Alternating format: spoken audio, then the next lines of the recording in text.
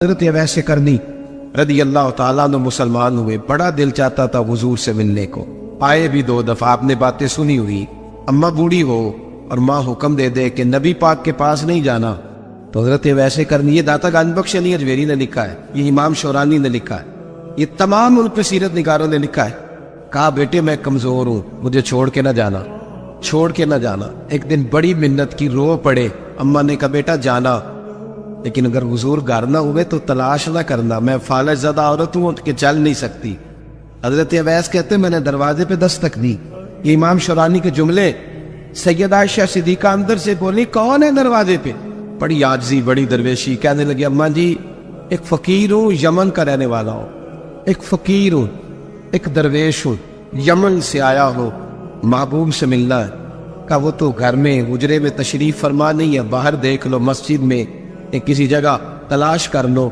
حضرت اویس کرنی کی آنکھوں میں آنسو آئے، کہنے لگے وہ آئے تو بتا دینا کہ ایک قرن سے فقیر آیا تھا۔ امام شورانی کے جملے ہیں، حضرت عائشہ کہتی مجھے بتانا نہیں پڑا، محبوب گھر آئے تو آتے ہی پوچھنے لگے عائشہ کوئی آیا تھا؟ علم غیب رسول کے منکر اس حقیقت کو بھول جاتے ہیں، غیب مانا کہ راز ہے لیکن راز اپنوں سے کب چھپاتے ہیں۔ نبی کریم صلی اللہ علیہ وسلم کوئی آیا تھا؟ حضرت عائشہ نے سوال عرض کی یا رسول اللہ آپ کو کیسے لگا؟ حضور فرمانے لگے کسی کی خوشبو آ رہی ہے، کسی کی، یہ امام شورانی کے لفظ ہے، کسی کی، اگرچہ غالب خوشبو خود محبوب کی ہے، کسی کی خوشبو آ رہی ہے۔ کہ حضور قرن کا رہنے والا کو فقیر آیا تھا، سلام چھوڑ کے چلا گیا۔ جناب عائشہ کہتے حضور کی آنکھوں میں آنسو آئے، میں نے کہا حضور وہ گیا کیوں؟ تو محبوب نے فرمایا اس کی ماں بوڑھی ہے۔ محبوب اگر اماں کے لیے کہتے ہیں چل لیکن نا تابی بنے، وہ سیابی نہیں بن سکے، تو تبلیغ کرنے کیسے چلا جاتا ہے بیمار ماں کو چھوڑ کے؟ تو پیر صاحب کے ڈیرے پہ کیسے پہنچ گیا اماں کو چھوڑ؟ تجھے کس نے اجازت دی کہ ماں باپ بوڑھے تھے اور تو کہے جی میں وہاں جا رہا ہوں، میں نے چلے کرنے ہیں، وظیفے پڑھنے؟ بھائی جب حضرت ویسے کرنی اعلیٰ حضرت امام اہل سنت رحمت اللہ علیہ، آپ نے لکھا ہے کہ وہ جو محبوب کا فرمان ہے نا بخاری مسلم رضا اللہ فی رضا الوالد، فرمایا جس کی والد راضی اس کا اللہ راضی۔ اعلیٰ حضرت فرماتے ہیں کچھ 100 ولی، ایک جگہ پہ فرماتے ہیں 1000 ولی ایک طرف بیٹھ کے کہہ دینا کہ یا اللہ اس بندے کو بخش دے، اور اکیلا والد کہہ دینا یا اللہ میرا نافرمان ہے، نہ معاف کرنا۔ تو فرمایا اللہ اس 100 ولی کی نہیں مانتا، والد کی بات مانتا، اس لیے کہ حضور کا فرمان آ گیا باپ راضی ہوگا تو اللہ۔ تو میرے بھائی شریعت ایک حقیقت ہے، اس حقیقت کو سمجھے۔ حضرت اویس کرنی کی زندگی کا ایک پہلو یہ، دوسرا پہلو یہ جو ہے نا بڑی لمبی چوڑی داستانیں، اور بڑا ہمیں شوق ہے تصویروں کا، بڑا شوق ہے۔ آپ یقین کریں میری طرح کے بہت سارے لوگوں کے پوسٹر چھپتے ہیں، بڑی بڑی تصویریں لگی ہوئی ہیں چوکوں میں۔ استقبال سب سے اچھا وہ ہے جو قیامت کے دن ہوگا۔ اگر اس استقبال دیکھیں نا، یہاں ہم سے پہلے لوگوں کے بڑے استقبال ہوئے، پھر بعد میں کیا ہوا؟ چلے گئے وہ لوگ، مٹی دے مٹی رہ رہی، ایویں کا دی بلے بلے، اج مٹی دے اتے بندے آتے کل مٹی دے تھلے۔ حضرت اویس کرنی خیر التابعین ہے، تابعین میں سب سے پہلا نمبر ہے۔ آپ کی سب سے بڑی فضیلت یہ ہے کہ آپ نہ، یہ ہم نہ بتاتے بڑا ہیں، گزرتے گزرتے بتا دیتے ہیں کہ میں تہجد گزار بھی ہوں، گزرتے گزرتے بتا دیتے ہیں کہ مسجد کی جو ٹائلیں ہیں نا وہ میں نے لگوائے، بس کوئی بندہ مل جائے صحیح جس کو ہم کرامتے سنا سکیں۔ میرے جیسے مولوی صاحب بھی بتاتے ہیں، کہتے ہیں جب میرے جیسے اچھے لوگوں کی، وہی بتاتے ہیں جب میں مسجد میں آیا تھا تو 30 بچے تھے، اب پورے 80 ہے، وہی بتاتے ہیں 1.5 صف ہوتی تھی نمازیوں کی۔ اب بھائی چھوڑو، اگر بچے پڑھاؤ گے تو اللہ راضی ہوگا، کو بتانے کی بات ہے، وہ ذکر کرنے کی بات، یہ اللہ رسول کا راز ہے، اس کا ذکر نہیں کیا جاتا۔ خواجہ اویس کرنی رضی اللہ تعالی اپنے آپ کو چھپا کے رکھا ساری زندگی۔ اماں جب انتقال کر گئی نا خواجہ اویس کرنی کی، والد پہلے جا چکے تھے، والدہ انتقال کر گئی تو کسی ایک جگہ ٹھکانہ نہیں رکھا حضرت اویس کرنی۔ کیوں بلا؟ یہ کئی دفعہ جو نعرے شارے ہوتے ہیں یہ بڑی خرابی کر جاتے، اصل کام رہ جاتا۔ دستبوسی کرنے والے کئی دفعہ اتنا دور لے جاتے ہیں کہ انسان کے اپنے وظائف پیچھے رہ جاتے، کئی دفعہ مشکلات ہوتی۔ اس لیے صوفیاء میں ایک ملامتی گروہ ہے، ملامتی، داتا صاحب نے اس کو لکھا ہے، اور اس کا تذکرہ قرآن نے کیا، یجاہدون فی سبیل اللہ ولا یخافون لومۃ لائم۔ فرمایا اللہ کے کچھ بندے ایسے ہیں جو اللہ کے راستے میں جہاد کرتے ہیں، اور جب لوگ انہیں برا کہتے ہیں تو اس کی پرواہ نہیں کرتے۔ ملامتی گروہ جو کہتے ہیں کہ لوگ اگر تھوڑا سا ہم سے الرجی کریں گے تو ہو سکتا ہے، دیکھیں نا جب آپ کو کوئی برا کہتا ہے تو نفس دبتا ہے، کہتا ہے تو کچھ بھی نہیں۔ حضرت باجزید بستامی سلطان العارفین رحمت اللہ تعالیٰ علیہ فرماتے رمضان شریف کا مہینہ تھا تو میں گزر رہا تھا بستان کے بازار سے، لوگ دکانوں سے اٹھ کے مجھے ملنے آنے لگے، تو میرا نفس مجھے کہنے لگا باجزید اتنی شان تو آج بادشاہ کی بھی نہیں جتنی تیری ہے، کاروبار چھوڑ کے تو نہیں آتا۔ کہتے ہیں اسی لمحے وہ جو میری روحانی ترقی تھی وہ روک گئی، میں پریشان ہو گیا کہ میں نے لوگوں کی تعریفوں کو بڑا سمجھ لیا۔ کہتے ہیں کھجوریں تھی ریڈی، پتہ رمضان میں کھجوریں بڑی بکتی ہیں۔ کہتے ہیں میں آگے بڑھا، لوگ سلامیں لے رہے تھے، ایک کھجور اٹھا کے نہ کھائی نہیں، اٹھا کے نہ منہ میں رکھ لی، صرف منہ میں۔ لوگ کہنے لگے دفع کرو، یہ بھی کوئی بندہ ہے جس نے روزہ ہی نہیں رکھا پیر ہو کے۔ اتنے لوگوں نے ملامت کی تو میرا نفس کچلا گیا۔ جب کوئی آپ کو برا کہتا ہے نا، پھر جو سجدے میں رونے کا مزہ آتا ہے وہ تعریف کے وقت سجدہ ہوتا ہے کبھی؟ اقبال کہنے لگے نہ بچا بچا کے تو رکھ اسے، تیرا آئینہ ہے وہ آئینہ، یہ شکستہ ہو تو عزیز تر ہے نگاہ آئینہ ساز میں۔ فرماتے میں کھل کے رویا اللہ کی بارگاہ میں، بندے سارے۔ بابا بلے شاہ صاحب فرماتے ایک دن میرا بھی دل کیا تھا کہ میں اعتکاف کروں پر قصور سے نکل جاؤں، کچھ پیر کہہ کے ہاتھ چومتے ہیں، کچھ سید کہہ کے۔ فرمانے لگے اٹھ بلیا چل اوتھے وسیے، اور جتھے وس دینی سارے انے، نہ کوئی ساڈی ذات پچھاڑے تے نہ کوئی سانو منے، چلو چلے وہاں جا کے بیٹھتے۔ حضرت اویس کرنی کا یہ کمال رہا۔ اس طرح حضرت باجزید نے کھجور رکھ لی، لوگ برا کہنے لگے، چھوڑ کے چلے گئے۔ فرماتے جو مزہ اس دن سجدوں میں آیا نا، تھوڑا آگے جا کے میں نے کھجور باہر نکال دی، روزہ میں نہیں ٹوٹا۔ میرا خادم کہنے لگا حضور یہ کیا کیا؟ فرمانے لگے رب کے قریب ہونے کا ایک طریقہ اختیار کیا ہے، یہ بھی ایک طریقہ ہے اس کے قریب ہونے کا۔ صاحبو حضرت باجزید چھپے رہے۔ داتا صاحب نے لکھا ہے ایک اور تابعی تھے حضرت حرم بن حیان ان کا نام، وہ کہتے ہیں میرے دل میں تڑپ لگ گئی کہ حضرت اویس کرنی سے ملوں۔ میں یمن آیا ملنے، جب ان کی والدہ کا انتقال ہوا تو ایک جگہ رہتے نہیں تھے، کبھی یمن کبھی کوفے کبھی کہیں۔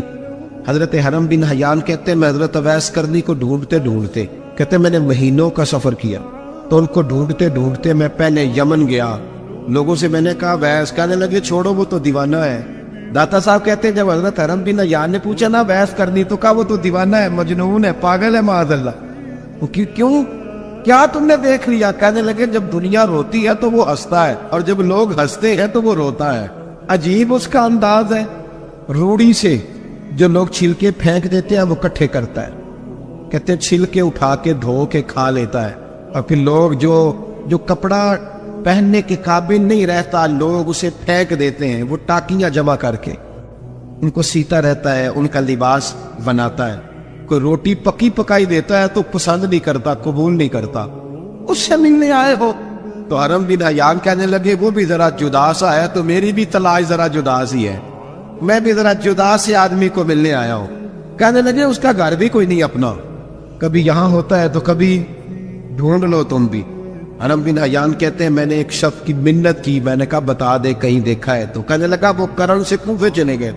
کہتے میں کرن سے کوفے آیا، ایک بندے سے پھر پوچھا، لوگ کہنے لگے چھوڑ وہ ٹکتا نہیں تو نے مل کے کیا کرنا؟ کہتے میں نے پوچھا بتاؤ تو صحیح کہاں ہے؟ تو کہنے لگے وہ تو سنا ہے حج کرنے چلے گئے، ایام حج ہیں۔ کہتے میں حج پہ چلا گیا، ساری دنیا ملی پر اویس کرنی نہیں ملے۔ پوچھا بھئی کسی نے دیکھا ہے؟ تو ایک شخص کہنے لگا میں نے دیکھا ہے، پر جتنا میں اس کے پیچھے دوڑتا تھا وہ اتنا آگے دوڑتا تھا۔ کہاں گئے؟ کہ مدینہ شریف چلے گئے۔ کہتے میں مدینے آیا تو ملے وہاں بھی کوئی نہیں۔ میں نے کہا ویس اگر آپ کی بے نیازی سچی ہے، کسی سے ملنا نہیں چاہتے، تو میری بھی تڑپ بڑی سچی ہے، میں بھی مل کے چھوڑوں گا۔ کہتے ڈھونڈتے ڈھونڈتے میں پہنچ گیا پھر دوبارہ کوفے کے قریب نہر فرات جہاں امام علی مقام شہید ہوئے۔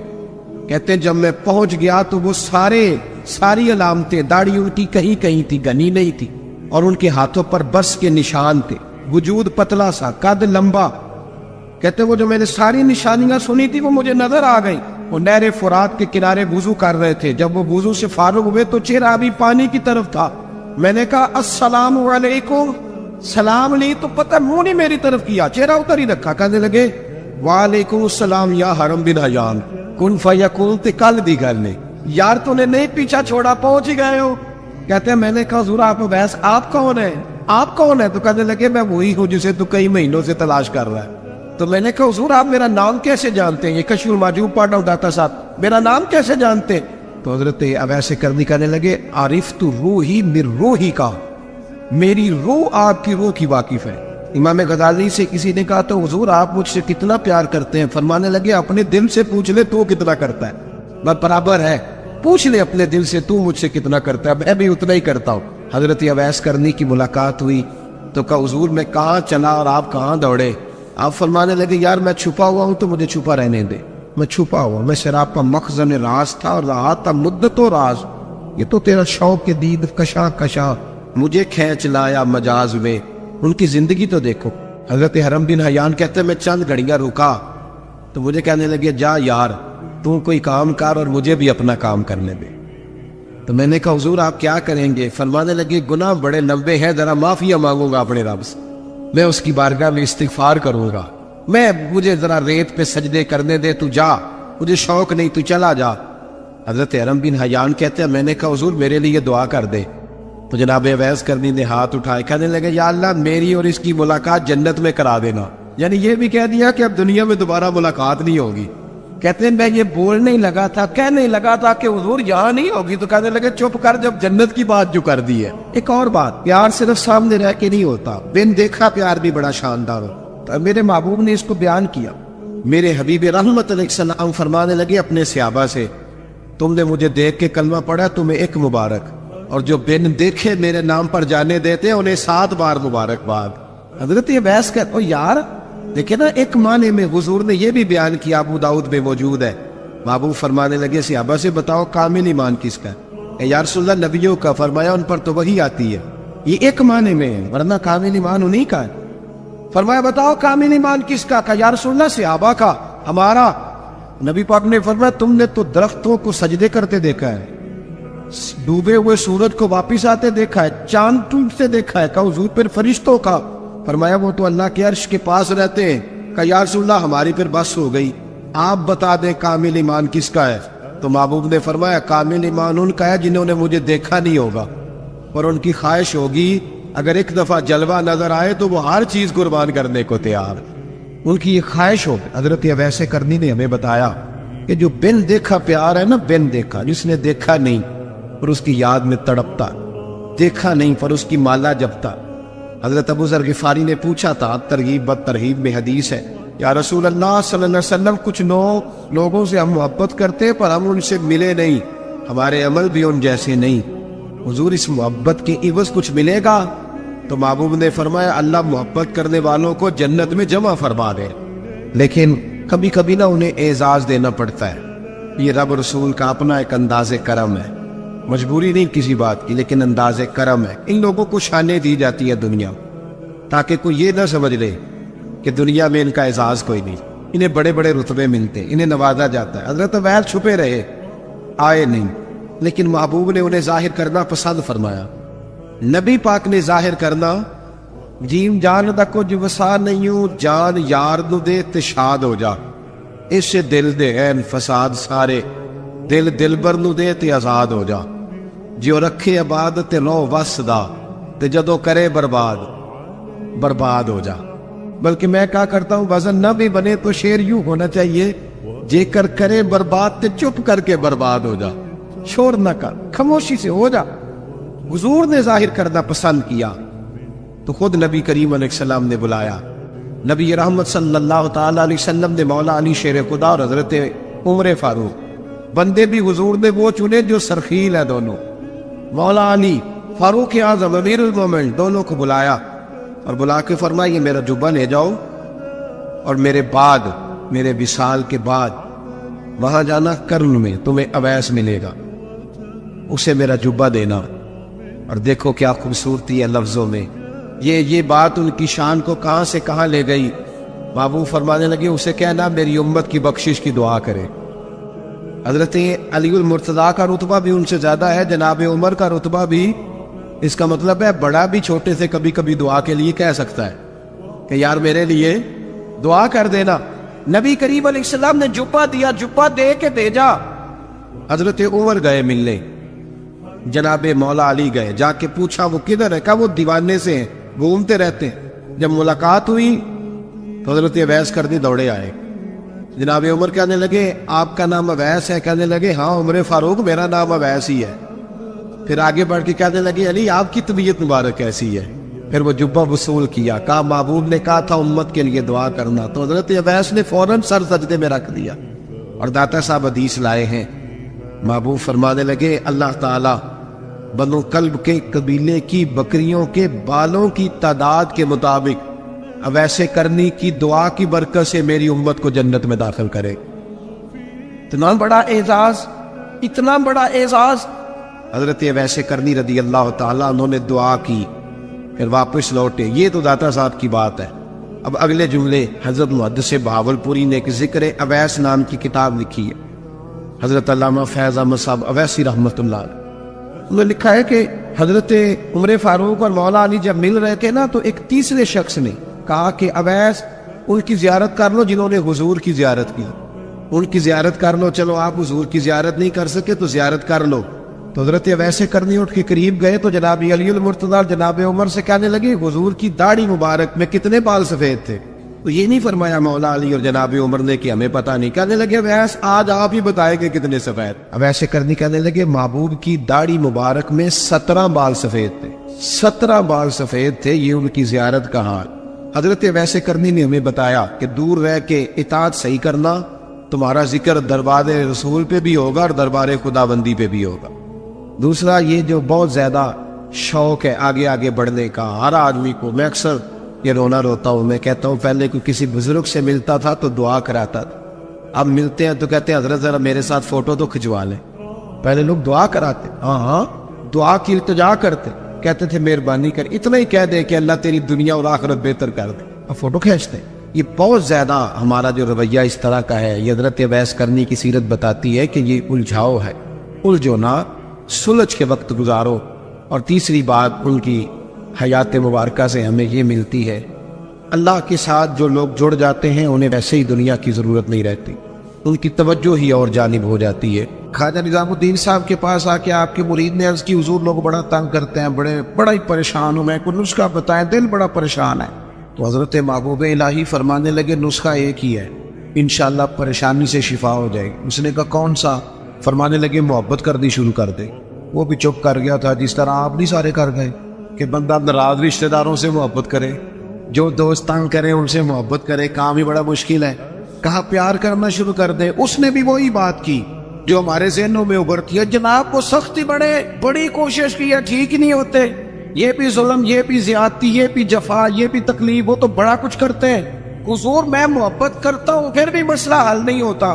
تو خواجہ نظام الدین صاحب مسکرا پڑے، فرمانے لگے پتر نسخہ یہی ہے علاج کے لیے، ہاں اگر فرق نہ پڑا نا تو چند خوراکیں بڑھا دینا، محبت تھوڑی سی، نسخہ ایک ہی ہے۔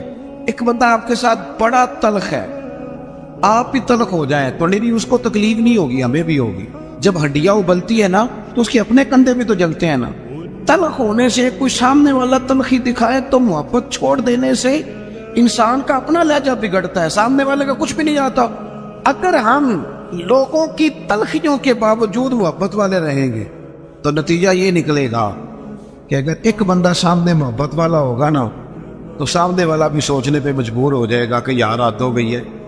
میں دوستوں سے کہا کرتا ہوں جواب دے کے بندہ کسی کو لاجواب نہیں کر سکتا، چپ رہ کے لاجواب بھی کر سکتا ہے۔ کسی نے آپ کے خلاف ایک بات کی، آپ کو 3 کرنی پڑیں گی، آپ 3 کریں گے پھر وہ 6 کر دے گا، پھر آپ کو 12 کرنی پڑیں گی، تو یہ تو معاملہ ختم ہی نہیں ہوگا۔ ایک کی آپ چپ کر دیں، اس نے دوسری کی آپ چپ کر دیں، اس نے تیسری کی، 5 6 کے بعد پتا وہ کیا کہے گا تو میں نے پاگل سمجھنا ہے، میں بولی جانا تو جواب ہی نہیں دیتا۔ اس کا مطلب ہے چپ رہ کے تو بندہ پاگل بھی کر سکتا ہے۔ اتنا لاج او جتن جتن تے ہر کوئی کھیڈے کدے ہارن بھی کھیڈ فقیرا، یہ تو سارے کرتے ہیں کام، میں نے جیتنا ہے تو فائدہ کیا ہوا، کوئی انوکھا کام بھی تو کر دا۔ جتن جتن تے ہر کوئی کھیڈے، وہ تو ہارن کھیڈ فقیرا، جتن دا مل کوڈی پیندا ہی ہارن دا مل ہیرا۔ کبھی بندہ کہے نا یار میں نے سامنے والے کا قد اونچا کرنا ہے، میں نے ہار جانا۔ زندگی پیار والی بنائے۔ نبی پاک علیہ السلام تشریف لے جا رہے تھے، حضرت انس بن مالک کہتے ہیں میں ساتھ تھا، صحیح بخاری میں حدیث ہے، حضور نے سرخ دھاری دار چادر اپنے مقدس کندھے پہ رکھی ہوئی تھی، پیچھے سے ایک شخص نے میرے نبی پاک کی مقدس چادر کو پکڑ کے کھینچا، یہاں نہ مقدس گردن پہ نشان پڑ گیا. حضور نے یوں پلٹ کر اس بندے کی طرف دیکھا تو پتہ کیا کہتا ہے؟ کہتا ہے میں غریب آدمی ہوں، کچھ مانگنے آیا تھا. لو یہ صحیح بخاری ہے، یہ ہمارے نبی کا طریقہ ہے. یہاں تو کوئی دروازہ زور سے کھٹکھٹا دے اسے خیرات نہیں ملتی، دھکے ملتے ہیں. کہتا ہے تو قرضہ لینے آیا ہے، دروازہ توڑنا ہے؟ یہاں تو سگے باپ کی سختی برداشت نہیں. والدہ نے اگر کوئی بات دبا کے کرتی تو کہتے میں پابندیاں قبول نہیں کرتا. اس نے چتر پکڑ کے کھینچی، مقدس گردن پہ نشان پڑ گیا. اور کہتا کیا ہے؟ کہتا ہے غریب ہو، کچھ مانگنے آیا ہوں. حضرت انس بن مالک کہتے ہیں لوگوں میں نے منظر اپنی آنکھوں سے دیکھا. جب اس نے کہا نا میں مانگنے آیا ہوں تو میرے قریب رسول نے مسکرانا شروع کر دیا. یہ کمال ہے، یہ کر کے دیکھو. اپنا لہجہ نہیں بدلنا، سامنے والا کوئی بھی ہو. یہ کوئی بات تو نہ ہوئی کہ سامنے بندہ تلخ تھا تو لہذا میں بھی تلخ ہو گیا. نیکی ہوتی ہے، تجارت نہیں ہوتی. اور نیکی ہمیشہ یک طرفہ ہوتی ہے، دو طرفہ نہیں ہوتی. دو طرفہ تو تجارت ہوتی ہے، تو کر پھر میں بھی کروں گا، یہ تو تجارت ہو گئی. نیکی تو یہ ہے کہ تو کر نہ کر، میں مدینے والے کا غلام ہوں، میں ضرور کروں گا. مجھے میرے نبی کا حکم ہے میں نیکیوں کو تجارت نہ بنائے، ورنہ تو انتظار کرو گے کہ سامنے والا کرے تو میں کروں. حضور مسکرائے اور قربان جاؤ. وہ تو آیا تھا نا مانگنے کہ دو چار چیزیں مل جائیں تو بات بن جائے گی. اللہ کے رسول صلی اللہ تعالی علیہ وسلم فرمانے لگے 2 پہاڑیوں کے بیچ جتنی بکریاں کھڑی ہیں ساری اس فقیر کو دے دو. اپنے انداز میں تھوڑی محبت لائیں، اپنے لہجے میں تھوڑا سا نا پیار لائیں. ہم پیار کرتے ہیں پر جہاں مطلب ہوتا ہے. گاہکوں سے پیار بالکل ٹھیک ہے، جن سے لین دین کے معاملات ہیں ان سے ناراض ہو گیا آپ لوگ، غلط بات کر دی ہے. اللہ آپ کو سلامت رکھے. میں صحیح کہہ رہا ہوں، جہاں کوئی مطلب ہے وہاں معاملہ بالکل ٹھیک ہے. وہ یار یہ پیار نہیں، یہ پیار کا دکھلاوا ہے. اس طرح تھک جاؤ گے. اگر لہجہ ہی پیار والا ہو جائے نا، انداز ہی پیار والا ہو جائے تو پھر زندگی ذرا حسین ہو جاتی. پھر نہ ماں کو بیٹے سے بات کرتے ڈر نہیں لگتا، پھر اہلیہ اس سے بات کرتے پریشان نہیں ہوتی. وہ خوف نہیں کھاتی کہ یہ مجھ سے گلاس ٹوٹ گیا تو پتہ نہیں اب کیا بنے گا. پھر غریب بہنیں بات کرتی ہیں تو ذرا آسانی سے کر لیتی ہیں. پھر کوئی محلے دار غریب بات کر لیتا ہے. لیکن اگر لہجہ تلخ ہو، انداز سخت ہو، پھر خرابی ہوتی ہے. ایک چوتھی بات بھی ہے جس کی وجہ سے ہم محبت نہیں کرتے. ہم نہ اپنا کوئی نہ کوئی منصب بنا لیتے ہیں، پھر ہم سمجھتے ہیں میری یہ شان ہے. دیکھیں عالم کی عزت کرنا بڑا ضروری ہے، پر عالم کو یہ تو نہیں نہ کہا گیا کہ وہ علم کے تکبر میں مبتلا ہو جائے کہ میں جو کہ بہت بڑا عالم ہوں. اس کو تو یہ اجازت. میری بات کی سمجھ آ رہی ہے آپ کو؟ ایک شخص نیک ہے، ہمیں حکم ہے کہ اس کی عزت کرو، لیکن اگر وہ نیک آدمی کہنا شروع کر دے کہ میں جو کہ ولی اللہ ہوں، یہ اس کے لیے جائز ہے، اسے حق پہنچتا ہے. میں آپ کو سمجھانے کے لیے عرض کر رہا ہوں. ہم نہ اپنا کوئی نہ کوئی منصب بنا لیا سب نے، 2 4 5 بندوں پہ ہم حاکم بن گئے، لہذا ہم کہتے ہیں اس کے لیے اس کی ضرورت ہے، یہ میری خدمت کرے. یاد رکھنا جو ملازموں کے حق میں تلخ ہو جاتا ہے وہ آہستہ آہستہ سب کے ساتھ ہی تلخ ہو، اسے عادت ڈال جاتی ہے نا روب ڈالنے کی، سب کے ساتھ تلخ ہو جاتا ہے. جو جس کے ساتھ بھی رویہ سخت کرتا ہے وہ اس کی طبیعت کا حصہ بنتا جاتا ہے. اگر آپ کو اللہ تعالیٰ نے اعزاز دیا ہے تو یہ اس کا فضل ہے. زندگی میں جو رب نے ہمیں نعمتیں دی ہیں کبھی گن کے دیکھ لے، وہ ہماری محنت نہیں، وہ محض اللہ کا فضل ہے. تو اگر محض اللہ کا فضل ہے پھر ہمیں جھکے ہوئے ہونا چاہیے تھا، بجائے اس کے کہ ہم اس پر تبصرہ کرتے. کسی بندے کے پاس اگر کوئی ملازم ہوتا ہے نا، اس کے پاس اگر ڈرائیور رکھنے کے پیسے ہوتے ہیں تو آج کل ماحول یہ بن گیا کہ میرا ڈرائیور نہیں رکھا ہوتا، پھر خواہش ہوتی ہے کہ میری گاڑی کا دروازہ بھی یہی بند کرے، یہ اٹھے اور میرے سارے کام یہی بندہ کرے. تو میرے عزیز اس سے بھی بندہ تلخ ہوتا ہے، محبت اس کی طبیعت سے نکل جاتی ہے، موسم محبت بدل جاتا ہے. آپ اپنی زندگی میں نرم رہیں.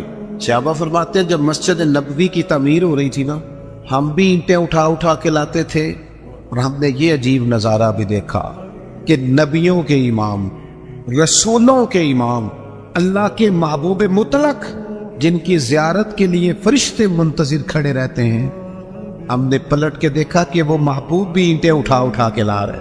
کہتے ہیں جب خندق کھود رہے تھے نا، خندق، تو وہ محبوب جن کے پیروں پر اللہ پتھروں کو نرم کر دیتا ہے، جب ہم خندق کھود رہے تھے نا تو ہمارے نبی پاک بھی ہمارے ساتھ مل کے کام کراتے تھے.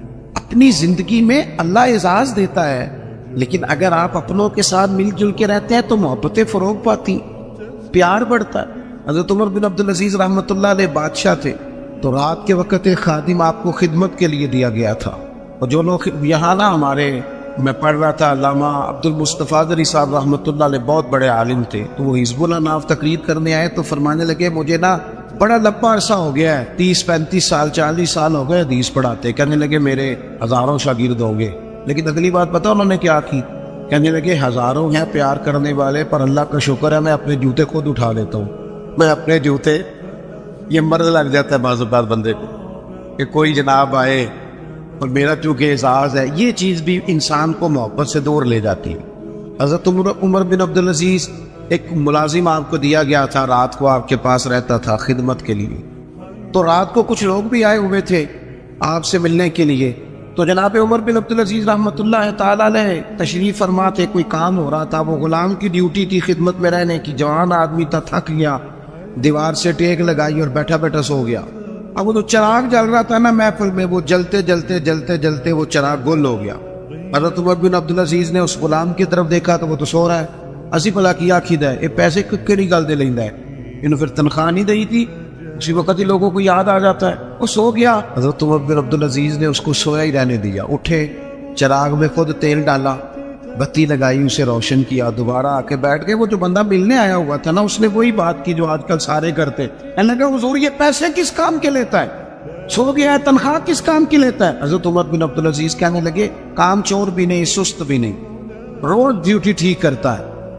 آج ذرا بیچارے کی آنکھ لگ گئی, کو رات دیر سے سویا ہوگا یا کوئی تھک گیا ہوگا, کوئی حرج نہیں, انسان پر کبھی کبھی نیند غلبہ بھی کر لیتے, یہ گنجائش دینی چاہیے انسانوں.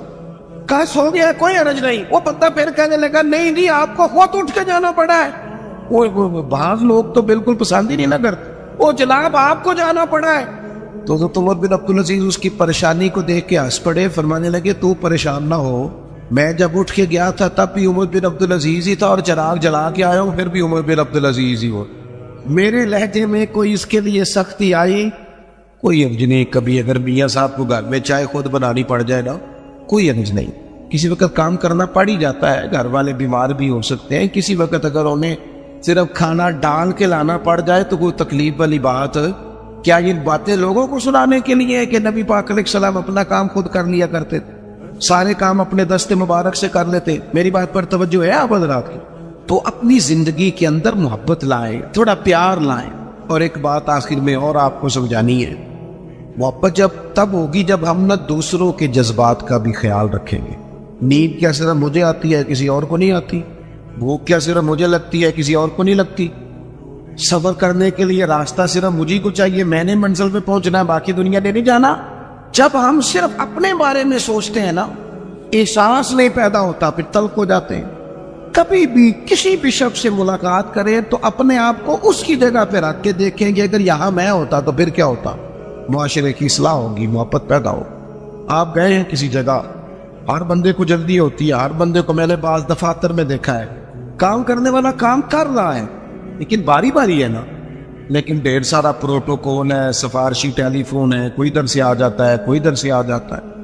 ایک شخص ہے, وہ کیا کرے گا؟ اگر ہمارا تھوڑا سا احساس والا مزاج ہو نا, دوسرے ہم نا احساس سے بالکل آ رہی ہے, ہمیں اپنا کام چاہیے اور فوراً چاہیے اور فٹافٹ چاہیے. میں ایک جگہ پہ حاضر تھا, تو اس گھر میں نا ان کے بچوں کو پڑھانے کے لیے ٹیچر آتے تھے. تو اپنے بیٹے سے پوچھنے لگے, میرے وہ دوست کہنے لگے ابھی آئے نہیں ٹیچر کا؟ نہیں. کہنے لگے پوچھتا ہوں ان سے ٹیوشن کس بات کی لیتے ہیں. یہ آج میں تیسرا دن نوٹ کر رہا ہوں کہ 15 منٹ 20 منٹ آدھا گھنٹہ لیٹ آتے. میں نے اپنے اس دوست سے گزارش کی, میں نے کہا یہ جو تو بات کر رہا ہے یہ کہ ٹیچر کے منصب کے مطابق نہیں. وہ آدمی جو صبح اسکول جاتا ہے پھر وہ دوپہر میں کہیں پڑھاتا ہے, آپ نے مجھے بتایا یہ چوتھی پانچویں جگہ آپ کے ہاں آتا ہے. آپ کبھی سوچ سکتے ہیں کہ وہ لیٹ بھی ہو سکتا ہے, اس کی گاڑی بھی خراب ہو سکتی ہے, لیکن ساری زندگی صرف اپنے بارے میں سوچ سوچ کے بندہ سخت ہو جاتا ہے. جب تک جذبات احساسات دوسروں کے بارے, حضور نماز پڑھا رہے ہیں, نماز مسلمانوں سنو اور یاد رکھنا, خدا را یاد رکھنا. اللہ کرے آپ موبائل کم چلائیں اور میری بات زیادہ سنیں. نبی پاک علیہ السلام نماز پڑھا رہے, حضور فرماتے ہیں میرا دل کرتا ہے لمبی نماز پڑھاؤ, لیکن پھر پیچھے سے کسی بچے کے رونے کی آواز آتی ہے, میں سوچتا ہوں اس کی ماں پریشان ہو جائے گی، میں بچے کے رونے کی آواز کی وجہ سے لوگوں کی تکلیف کو سامنے رکھ کے نماز چھوٹی کر دیتا ہوں، نماز مختصر پڑھاتا ہوں۔ نماز میں بھی یا رسول اللہ لوگوں کا خیال، نماز میں بھی آپ کو درجنوں حدیثیں ملیں گی۔ او نوجوانوں، ماں باپ کا احساس پیدا کرو، بڑھاپے کے درد کو محسوس کرو، اپنے ملک میں وطن میں ایک دوسرے کا احساس پیدا کرو، ورنہ طبیعتیں تلخ ہو جائیں گی، محبت نہیں رہے گی، دشمنیاں ہی پروان چڑھیں گی۔ آپ کو درجنوں حدیثیں ملیں گی۔ حضور فرماتے ہیں میرا دل کرتا ہے اپنی امت پر تہجد کی نماز ضروری قرار دے دو، لیکن فرمایا تمہیں تکلیف ہوگی لہٰذا میں یہ کام نہیں کرتا۔ حضور فرماتے ہیں میرا دل کرتا تھا ہر وضو کے ساتھ مسواک ضروری قرار دیں، پر تمہیں تکلیف ہوگی لہٰذا میں یہ کام، ہمیں بھی تو کوئی احساس کر لینا چاہیے۔ ہمیں بھی ایک صحابی نے نماز لمبی پڑھائی تھی، لوگوں نے آ کے بتایا تو حضور ناراض ہو گئے، فرمایا تو گیلے جتنی مرضی لمبی پڑھ، لوگوں کو بیزار کرتا ہے، پریشان کرتا ہے، خبردار لمبی نماز پڑھائی۔ احساس پیدا کرے۔ جب طبیعت میں صرف انسان اپنی بات ہی کرتا ہے نا، اپنا ہی احساس کرتا ہے، پھر وہ سخت ہو جاتا ہے، پھر اس کے اندر محبت نہیں رہتی، خود غرض ہو جاتا ہے۔ خدا مجھے ایسی خدائی نہ دے کہ اپنے سوا کچھ دکھائی نہ دے۔ میں نے دیکھا ہے گاہک کی کوشش ہوتی ہے دکاندار کو لوٹنے کی، تو کیا خیال ہے پھر دکاندار کی کوشش نہیں ہوتی گاہک کو لوٹنے؟ اس کا نتیجہ کیا ہے؟ اگر دونوں لوٹنے والے کھڑے ہیں تو کیا کوئی کہہ سکتا ہے کہ ایک ملک کے ہیں، ایک مذہب کے ہیں، ایک نظریے کے ہیں، ایک علاقے کے ہیں؟ اس طرح قومیں پنپتی ہیں۔ ہر آدمی کا مزاج ہو کہ میں نے کسی نہ کسی طریقے سے، وہ کوئی بندہ اس لیے پہ تو دنیا میں آئے نا کہ میں نے نفع لینا نہیں نفع دینا ہے۔ وہ ایک بزرگ تھے نا دلی میں، تو وہ کوئی کھانے پینے کی سمجھ لیں ناشتہ بیچا کرتے، تو اکثر لوگ آتے تو انہیں کھوٹا سکہ دے جاتے، تو بابا جی نہ کھوٹا سکہ، کھوٹے سکے کا پتہ ہے کہ نہیں؟ تو ایسے ایسے کر دیں یا ایسے ایسے کر دیں، کچھ تو کرے نا۔ کھوٹے سکے کا پتہ ہے؟ وہ گھس جاتی تھی، جو پرانے لوگ جنہوں نے سکے دیکھے نا اوپر سے گھس جاتا تھا سارے نمبر شمبر، تو کھوٹا سکہ وہ چلتا نہیں تھا۔ آپ بھی بزرگ کہہ رہے ہیں وہ آپ بھی پوری طرح پھٹ جائے نا، بیچ میں سے نکل جائے تو کھوٹا ہی ہو جاتا ہے۔ چلو اسی کو آپ مثال سمجھ لیں۔ کھوٹا سکہ لوگ جاتے بابا جی کو دیتے، بابا جی نہ وہ غور کر کے دیکھتے تو پھر چیز دے دیتے۔ وہ آہستہ آہستہ بچوں میں بات مشہور ہو گئی کہ بابے کو پتہ نہیں چلتا، لہذا کھوٹا سکہ جس نے بھی چلانا ہو بابے کے پاس چلے جاؤ۔ تو وہ بابا جی وہ لوگ نہ کھوٹا سکہ دینے لگے، بات بننے لگی، کافی سارے دن میں کھوٹے سکے 4 5 6 آ ہی جاتے، چپ کر کے رکھ لیتے۔ اللہ اکبر۔ ایک دن بابا جی کا بیٹا کھڑا تھا دکان پہ، کھوٹے سکے والا ہے تو اس نے کہا چل لے جا دوڑ جا۔ بابا جی کہنے لگے چل پتر دے دو چیز کو یہ رکھنے۔ تو وہ کہنے لگا بابا جی بہت سارے لوگ روز آپ کو کھوٹے سکے دے جاتے ہیں۔ فرمانے لگے پتر تیرا کیا خیال ہے؟ مجھے پتہ نہیں، اسی کسے دے کچھ نہیں لگ دے نہ کوئی ساڈا درد دی۔ کہا آپ کو پتہ ہے؟ فرمانے لگے مجھے پتہ ہے کھوٹے دے جاتے، پر میں سوچتا ہوں کسی اور کو بھی تو انہوں نے فریب دینا ہے، چلو میرا گزارا ہوتا ہے باقی مسلمان بچ جائیں۔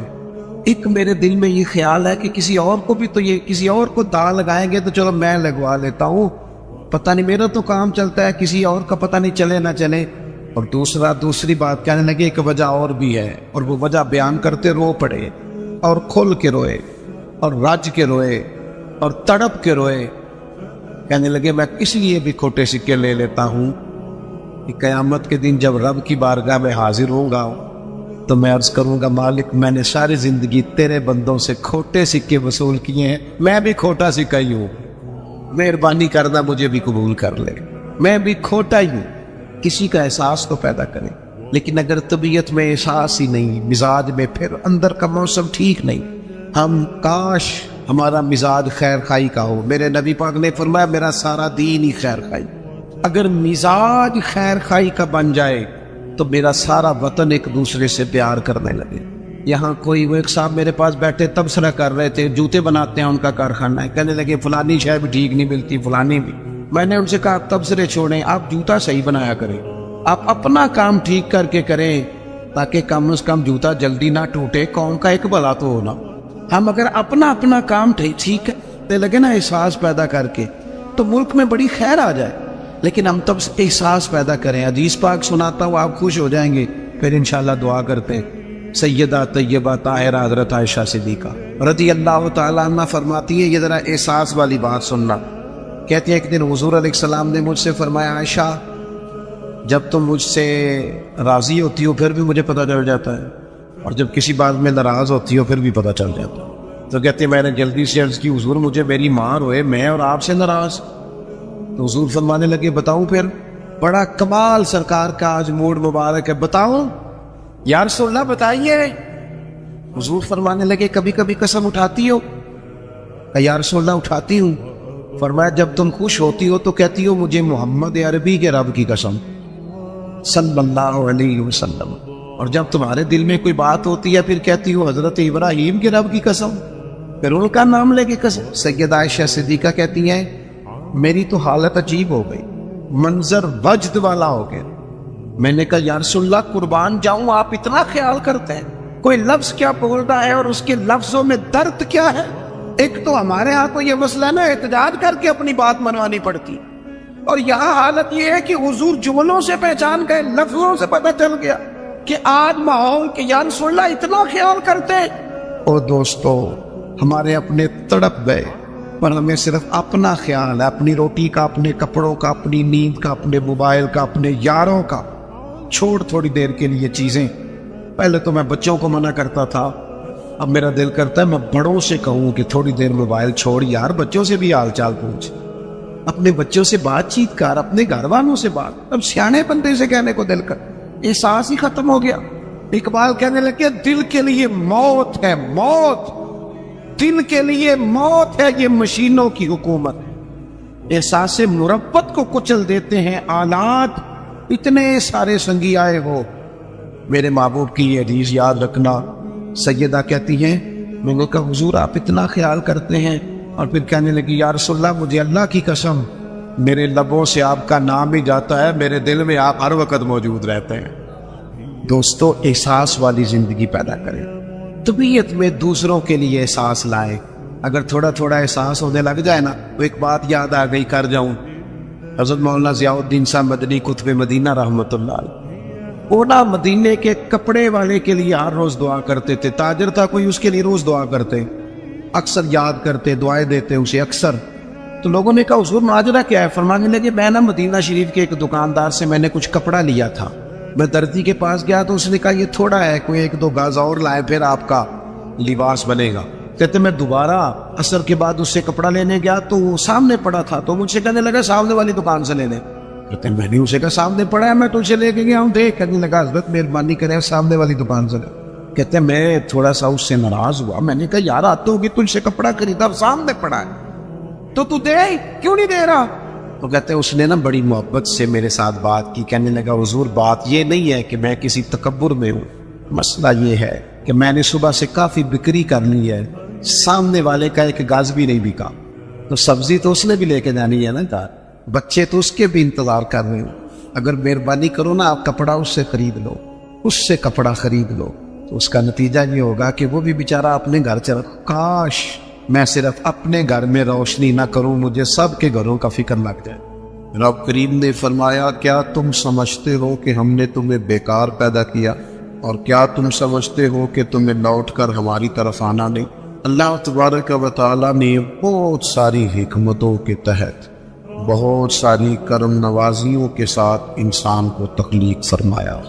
ہم پر انسانی کمزوریاں غالب آ جاتی ہیں، بہت ساری سستی، بہت ساری غفلت طبیعت میں پیدا ہو جاتی ہے، راہ چلتے چلتے بہت ساری جگہوں پہ ہم الجھ جاتے ہیں، نتیجہ یہ نکلتا ہے کہ کچھ وقت جو قیمتی ہوتا ہے اسے ہم بیکار ضائع کر دیں، اور پھر اس بیکار وقت ضائع کرنے کے اتنے عادی ہو جاتے ہیں کہ صحت مند لوگ بیمار ہو جاتے ہیں، جوانوں کو بڑھاپا آنے لگتا ہے، پھر فرصت کے لمحات مصروفیت کی طرف بڑھ جاتے ہیں، یہاں تک کہ زندگی اپنے اوقات پورے کر کے موت کی طرف بڑھنے لگتی ہے۔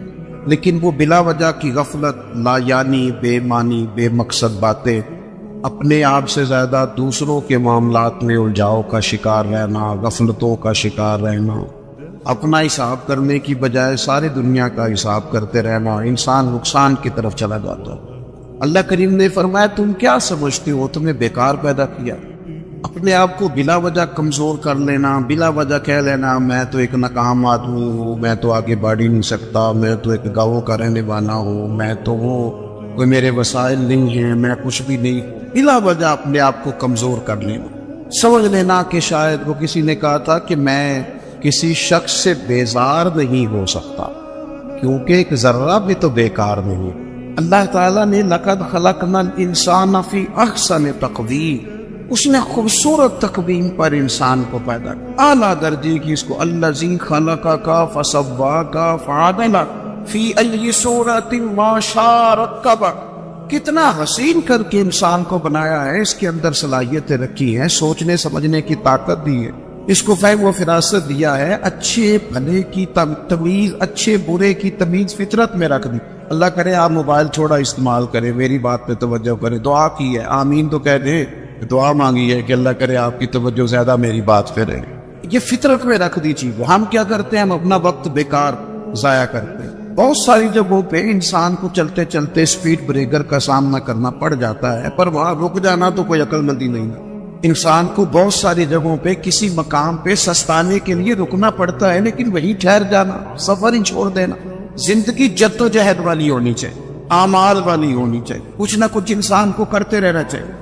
غیر ذمہ دارانہ گفتگو، غیر ذمہ دارانہ وقت کا ضیاع اور بلا وجہ کا الجھاؤ جس کا کوئی مقصد نہیں، جن چیزوں کی بالکل ضرورت نہیں، ان باتوں میں دلچسپی اور ہر وقت مفت کا الجھاؤ۔ نبی پاک علیہ الصلوۃ والسلام سے جب پوچھا گیا نا خوبصورت مسلمان کون ہوتا، تو نمازی بھی بڑا خوبصورت ہوتا ہے۔ ایک احرام میں ایک بولی بولتے ہوئے ایک میدان میں لبیک لبیک کہنے والے حاجی بھی بڑے خوبصورت ہوتے ہیں۔ اللہ کی بارگاہ میں بیٹھ کر اس کی بارگاہ سے بیت اللہ کے سائے میں دعائیں مانگنے والے بھی بڑے حسین ہوتے ہیں۔ اللہ کی کتاب سامنے رکھ کر صبح سے شام تک اس کو یاد کرنے والے، تلاوت کرنے والے حافظ بھی بڑے حسین ہوتے ہیں۔ علماء کی بھی بڑی بات، سخی کی بھی بڑی بات، ماں باپ کی خدمت گزار کی بھی بڑی بات۔ لیکن یا رسول اللہ صلی اللہ تعالی علیہ وسلم اپنے مفہوم کے لحاظ سے اور اعزازی خصوصیات کے لحاظ سے خوبصورت مسلمان، جس پر مسلمان کی تعریف صادقہ ہے، خوبصورت مسلمان کون ہوتا ہے؟ نبی پاک علیہ الصلوۃ والسلام نے فرمایا جو بے مقصد اور فضول باتوں کو چھوڑ دے وہ خوبصورت مسلمان ہوتا ہے۔ لغویات سے بچے، فضولیات سے بچے، بے معنی وقت نہ ضائع کریں، اپنے معاملات میں ایک جملہ بھی کبھی اضافی نہ بولیں، فائدہ کوئی نہیں۔ آپ مختصر جامع زندگی گزاریں، آپ اپنے آپ کو قیمتی سمجھیں، اپنے وجود کو قیمتی سمجھیں۔ آپ دیکھیں نا، انسان کو اللہ تعالیٰ نے اشرف المخلوقات بنایا، تسخیر کائنات اس کے ذمہ لگائی، اس نے پرو اعظموں پر حکومت کر کے دکھائی۔ انسان کہاں سے اٹھا اور پھر اس نے ہواؤں میں اڑنا شروع کیا، انقلاب آ گیا۔ اور پھر جب یہ مسلمان ہے، جب یہ مومن ہے، پھر تو اس کا کمال یہ ہے کہ ابھی نیکی کرتا نہیں، صرف نیکی کا ارادہ کرتا ہے، اللہ اجر عطا فرما بھی دیتا۔ لیکن جو صبح سے شام تک نیکی کا ارادہ بھی نہ کرے، جو پروگرام ہی نہ بنائے، جو اچھا گمان بھی قائم نہ کر سکے، جس کے تصورات باوضو ہی نہ ہو، جو اپنے خیالات کے اندر کوئی شکیدگی نہ لا سکے، اس نے کیا کیا؟ اپنے معاملات پر توجہ دی جائے اور اپنے وقت کو ضائع کرنے سے بچایا جائے، امور خیر میں جدوجہد کی جائے، کوشش کی جائے، اپنے آپ سے کوئی کام لیا جائے۔ دیکھیں، ہم چاہے نہ چاہیں، ہم تیار ہوں یا نہ ہو، ہماری عمر روز بروز بڑھتی ہے، ہمارے کام رہ گئے تو رہ گئے، لیکن دن سال مہینے روز گھٹتے ہیں۔ ہم چاہیں نہ چاہیں، لیکن وقت ریت کی طرح ہمارے ہاتھوں سے گزر جاتا ہے۔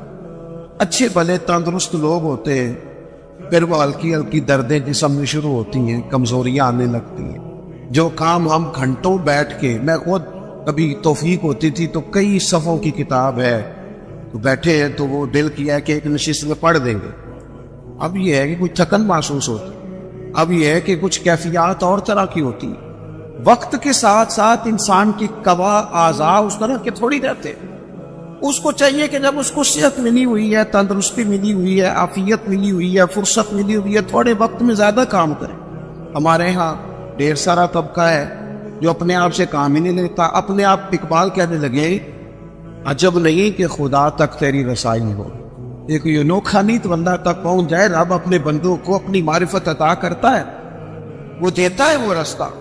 کہنے لگے عجب نہیں کہ خدا تک تیری رسائی ہو، پر تیری نظر سے تو پوشیدہ ہے آدمی کا مقام، تو بندے تک نہیں پہنچ سکا۔ تو جو کہا من عرف نفسہ فقد عرف ربہ، تو پہلے اپنے آپ کو تو پہچان نہ، اپنے آپ سے کوئی کام تو لے۔ اچھا میں دیکھتا ہوں ایسے چھوٹی چھوٹی دنیا بنا کے نا، چھوٹی چھوٹی سیاست میں سارا وقت ضائع، یعنی اپنی تعریفیں لوگ کرتے رہتے، شکر ہے اللہ کا جی اتنی دیر ہو گئی فلانا کام کر رہا ہوں، شکر ہے جی میں نے یہ بھی کر دیا، بڑا کہو بھائی تو رہنے دینا، یہ کسی اور کو کہنے دے، تو کام کر، تو جدوجہد کر، تو ہمت کر، تو آگے بڑھ، تو سال نہ گنوا تیرے گزر گئے، یہ زمانہ بعد میں گنتا رہے گا، یہ لوگ بعد میں حساب کرتے رہیں گے کہ اعلیٰ حضرت بریلوی نے 1000 کتاب لکھی، عمر کتنی تھی، پڑھنے میں کتنا وقت گزرا، لوگوں نے نکال لیا کہ ہر روز 3 گھنٹے تو ان کے لکھنے کے بنتے، اور بعد میں دنیا نکالنے کی کس نے کتنا کام کیا۔ تو ڈیوٹی کر، تو کام کر،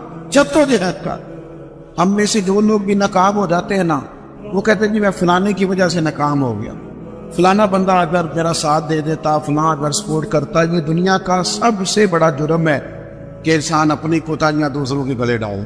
سب سے بڑی ناکامی یہ ہے، ہم سستیاں کرتے ہیں، غفلتیں کرتے ہیں، بوجھ دوسروں پہ ڈال دیتے ہیں۔ دنیا میں جہاں بھی ہم ناکام ہوتے ہیں نا، رب تو کسی کو ناکام کرتا ہی نہیں، ہم اپنی کمزوریوں کی وجہ سے، احساس ذمہ داری نہیں، پڑھنے والا پڑھتا نہیں وقت پہ، پڑھانے والا وقت پہ پڑھاتا نہیں، ڈیوٹی کرنے والے ڈیوٹی نہیں وقت پہ کرتے، ہم ناکام ہو جاتے، وہ دوسروں پہ ڈال دیتے ہیں۔ اپنی زندگی میں جہاں بھی کمزوری رہ گئی ہے، جہاں بھی کہیں ہم سے غفلت ہو گئی ہے، اس کو دیکھیں، غور کریں، کس مقام پر ہم سے کوتاہی ہوئی ہے، کہاں ہم بھول گئے، کہاں معاملہ ایسا تھا جو گڑبڑ ہو۔ میں صبح ادارے کے ایک استاد صاحب سے عرض کر رہا تھا، میں کہہ رہا جن لوگوں نے قربانی کرنی ہے نا اور جانور لانے ہیں، انہوں نے آج بارش نہیں دیکھی، جہاں آج منڈیاں تھی نا وہاں فل رش ہے۔ 1 مہینہ پہلے وہ صبح اٹھے وقت پہ چلے گئے، لیکن یہ سستی ہے نا طالب علم کی، وہ کہتے ہیں آج بارش ہے لہذا میں نے نہیں جانا۔ اللہ ماشاءاللہ کچھ استاد کہتے ہیں آج میں نے اسکول نہیں جانا، ادارے نہیں جانا، آج بارش ہے۔ وہ دیکھے مزدوری کرنے والے نے صبح کوئی انکار کیا کہ میں نے منڈی نہیں جانا، سبزی منڈی جانے والا منڈی گیا ہے، جو مال والی منڈی جانے والا تھا وہ بھی وہاں پہ۔ آپ اپنے کام سے جان نہیں چھڑائیں۔ حضرت عثمان غنی رضی اللہ تعالیٰ عنہ فرماتے بڑی کڑاکے کی گرمی تھی اور دھوپ بڑی شدت والی تھی، اور جتنے مدینہ منورہ میں لوگ تھے وہ اندر سے دروازے بند کر کے نا کواڑ سب آرام فرماتے۔ دوپہر میں ماحول بن جاتا ہے، اور ویسے بھی دوپہر کو کچھ دیر آرام کرنا نبی پاک علیہ السلام کا طریقہ ہے مبارکہ بھی ہے، تو لوگ آرام کر رہے تھے۔ حضرت عثمان غنی فرماتے کسی کام کے لیے مجھے چھت پہ جانا پڑا، گرمی بڑی سخت تھی، میں مجبوراً گیا، لیکن فرماتے جب میں چھت پہ چڑھا نا تو میری نظر پڑی تو ایک شخص جن کی عمر مجھ سے زیادہ ہے، بوڑھے محسوس ہوتے، وہ 2 اونٹوں کو ہانکتے ہوئے لا رہے ہیں۔ میرے دل میں خیال آیا یار ساری دنیا آرام کر رہی ہے، ان کو بھی سونا چاہیے تھا، اس موسم میں اپنے آپ کو تکلیف دے رہے ہیں، جب کڑاکے کی گرمی ہے وہ لے کے آ رہے تھے۔ تو حضرت عثمان غنی فرماتے میں نے کہا جن کو نصیحت ضرور کرنی ہے، سمجھانا ضرور ہے، جب عصر کے بعد جانا اونٹ چرانے، جب ساری دنیا چراتی ہے، اس وقت کیا حاجت تھی؟ آپ فرماتے جیسے ہی میں چھت سے اترا اور دروازے کے راستے باہر آیا کہ میں ان کو سمجھاتا ہوں، جب تک وہ شخصیت بھی قریب آ گئی تھی، آپ فرماتے جب میں نے ان کا چہرہ دیکھا تو میرا وجود کانپنے لگا، راشا طاری ہو گیا، اور نہ چاہتے ہوئے بھی میری آنکھوں میں آنسو آ گئے۔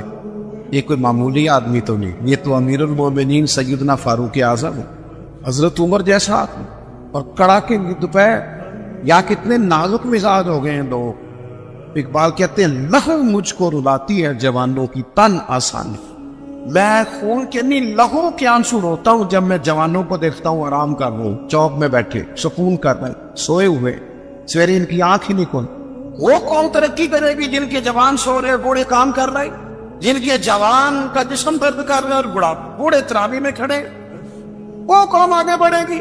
فرمانے لگے حضرت عثمان کہ میں نے دیکھا حضرت عمر کو تو میں کانپ گیا، میں نے جھاگ سے آگے بڑھ کے ان کا دست مبارک تھاما، میں نے کہا حضور اس گرمی میں مہربانی کریں آرام کریں۔ تو فرمانے لگے یہ مال غنیمت کے 2 اونٹ بھاگ گئے تھے، میں لینے گیا تھا۔